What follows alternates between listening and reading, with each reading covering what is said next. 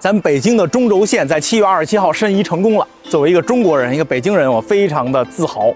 今天迫不及待地开着我的新提的大烈马，把它拆成敞篷呢，咱们带大家一起逛逛这个中轴线，来一个中轴线之旅。我现在所在的位置呢是旧鼓楼大街，这边是钟楼，那边是鼓楼啊。钟鼓楼就是北京中轴线的北起点。咱们现在就上车，带大家一起开着这大敞篷一起逛逛中轴线，欣赏一下这份秩序之美。走。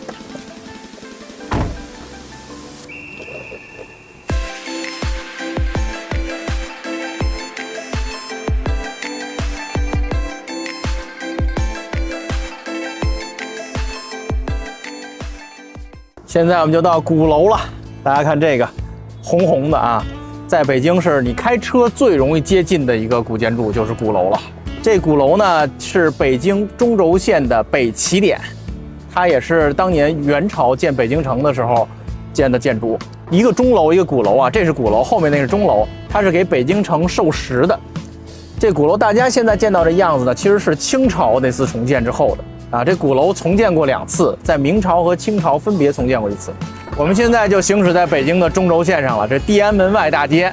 我们现在到万宁桥了，这也是中轴线上非常重要的一个景点。那边就是后海。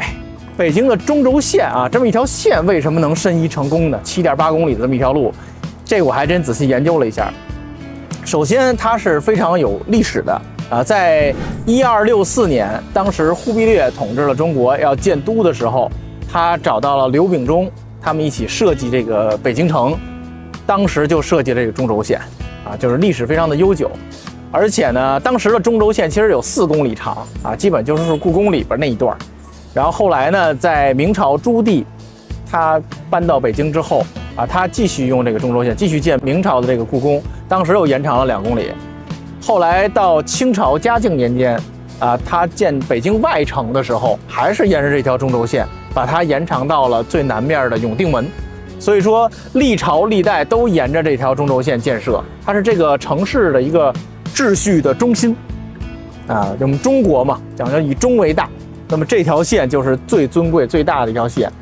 而且这么多年来，包括我们新中国，对吧？我们的这个人民英雄纪念碑啊、人民大会堂也都在中轴线上，包括我们后来奥运的这些整个的奥林匹克公园，我们的鸟巢水立方都是依着中轴线建，所以这条线非常的重要，它是全世界这种特大型城市最长的一条中心线，而且它有历史悠久，它见证了整个这个民族、这个国家、这个都城的建立啊，这700、800年来，所以它成为了世界文化遗产。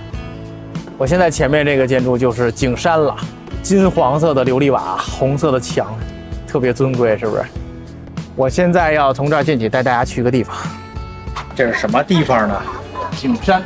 大家看上面一亭子嘛，那叫万春亭，那是当年乾隆皇帝建的，这是整个北京中轴线上制高点。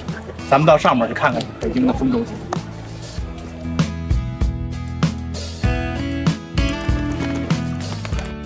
我现在就站在景山公园的制高点万春亭的下面，脚下就是北京城的中心点，前方就是北京中轴线的南中轴线。大家看，整个故宫，从故宫博物院的门口一直能看到头。来中轴线一定要到这个位置来打卡。这个是万春亭的北面，大家看，鼓楼是远处，就是中轴线的北点。其实现在中轴线已经北延到奥运那儿了，大家可以看到。盘古那个大钉子、玲珑塔，在这都能看到，都在这一条线，所以这是北京城最重要的一条线。这万春亭除了南北能看北京中轴线，其实西边也很好看。大家看北海的白塔，还有水面，是吧？也非常漂亮，也值得一看。现在我正前方就是故宫了，大家看到这个河就是筒子河，绕故宫一圈的护城河。大家现在看到的这个地儿，故宫博物院的门口，这就是中轴线。这边是景山的南门，这边对着是故宫博物院的正门，这就是中轴线啊。此刻我们的车过了中轴线，对，就这儿。大家看到的这个啊，我右手边的这个，就是故宫的角楼。无数的大爷大妈每天在夕阳西下的时候，会在这儿拿着自己的长枪短炮狙击它。大家看到的无数北京的好看的照片都是从这儿拍的啊，宣传片都是这儿。我们现在行驶在北池子大街上，这里边我的右手边就是故宫。中轴线上在故宫里面还有很多的景点，太庙啊、端门啊、社稷坛啊，到最南面的就是天安门，一会儿咱们就到天安门。我们现在就上了长安街了，中华第一街。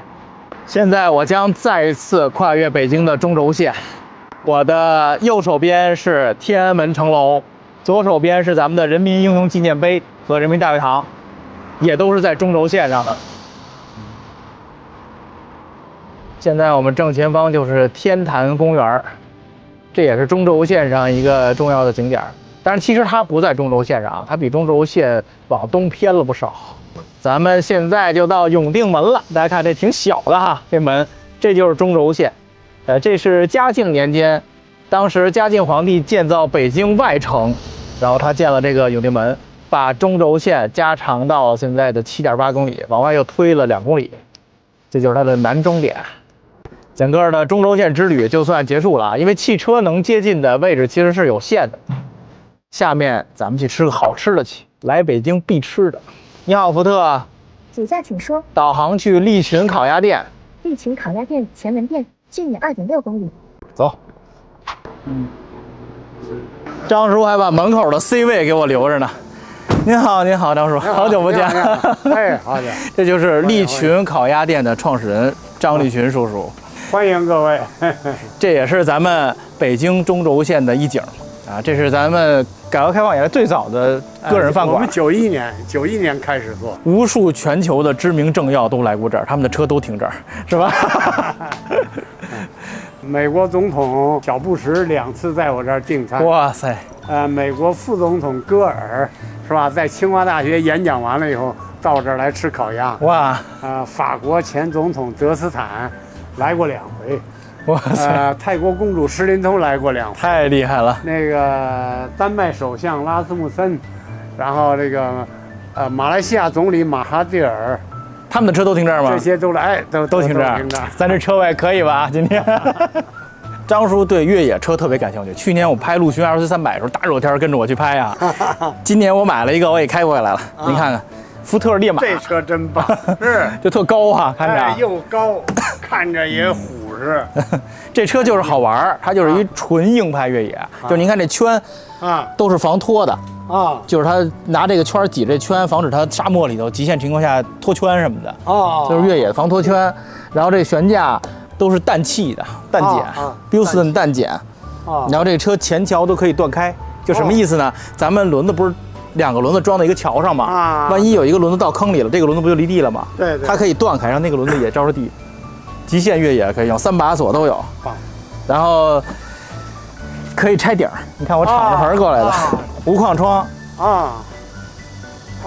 这个门也可以拆啊，这车门也可以拆下来啊。你看这个底儿拆下之后就是一敞篷车啊，敞篷，嘿，就是好玩儿。然后还有一个好玩的，你看这儿，这车没有地毯啊，它是一橡胶地板，底下有一地漏啊。这设计真好啊！就这暴雨天要是车进了水，咱一松地漏出去了，不用晒地毯，存水。所以说越野的时候过个河上放心过。对，这个就比较有意思。好，这车不错。带大家和张叔一起逛逛利群烤鸭店。刚才门口是鸭炉子啊，一进来就是小道。这看起来是个4合院是吧？对，这就是民居4合院啊。这是北房，这是南房，东西屋啊。然后中间这小院现在也是一个原来是个天井啊。哎，这现在我们因为过去嘛，90年代的时候北京风沙大啊，我们就给它罩起来了。现在形成了这个，等于周围的房全是包间，中间是一个小厅的这么一个烤鸭店。对，这边还能看到烤鸭炉子。对，整个装修非常的古朴。我坐哪儿今天？您里边请。哇，张叔把正北房留给我了。北房，这是4合院最尊贵的一间房。来，咱们进来看看。这是上房。也是正座。啊。我这感觉就像是在一个古代建筑里、博物馆里的感觉。大家看这个这是老的吧？哎，这整个这个屏风，这隔断，这个颜色，看这个雕花，这个颜色我特怀念。这小时候80年代我们家那窗户就这种奶黄色，然后木头的窗户带这个小插销啊，对，特别怀念。哎呀，一下回到80、90年代北京那个饭馆的感觉。你看这盘子都是这种定制的，专门的青花的利群，然后是不是小时候这饭馆都是这种盘子是吧？人家不用那个塑料的那种破盘子，这还是很讲究的。哎，现在就等我们的烤鸭上桌了。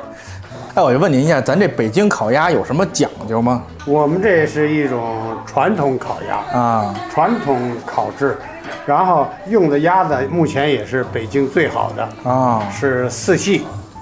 这个鸭子叫4系。北京鸭分好几系列，这是农科院的这些个科学家专门为烤鸭培养的这个啊。它里边的瘦肉呢，肉丝比较细嚼起来不费劲这个烤有什么讲究？我吃过很多烤鸭，我觉得那个鸭皮特硬，就不是入口即化那种感觉。哎，我们这个呢，就是用果木烤，里边的温度呢掌握在240到260之间我们这种做法呢，就是从清宫御膳房传出来的这种传统技术，所以说没有任何化学的东西在里面。可以，这一盘肉片好了。哎，肉片好了。现在吃啊，搁2根葱丝儿啊，嘞，这都是山东大葱啊，是吧？黄瓜先别吃啊，最后清口用哦。大家听了没有啊？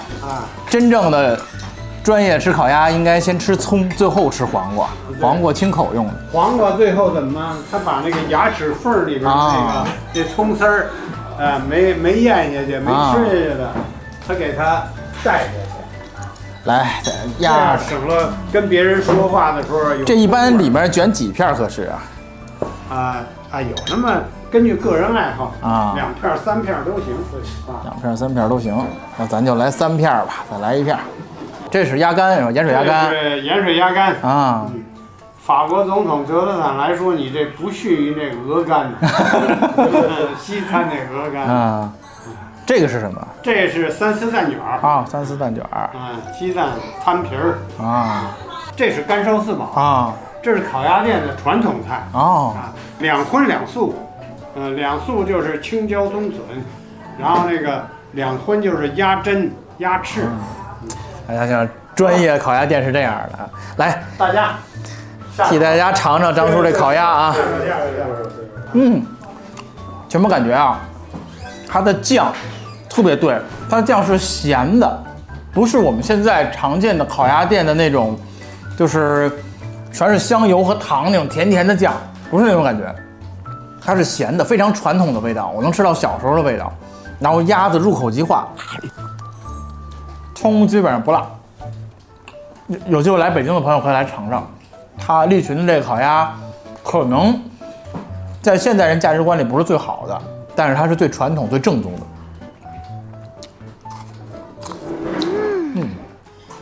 葱一点都不辣，特别好。这就是我们今天的北京中轴线之旅。这条世界文化遗产的中轴线让我们非常的自豪。虽然天气非常闷热，但是开着我的敞篷大烈马还是非常开心的啊！你可以看到上面的鼓楼，你可以看到周围的风景。来北京的朋友一定要到景山的这个万春亭上面来看一看北京的这条7.8公里长的中轴线，一定要去利群吃个张叔做的烤鸭。咱们下期再见。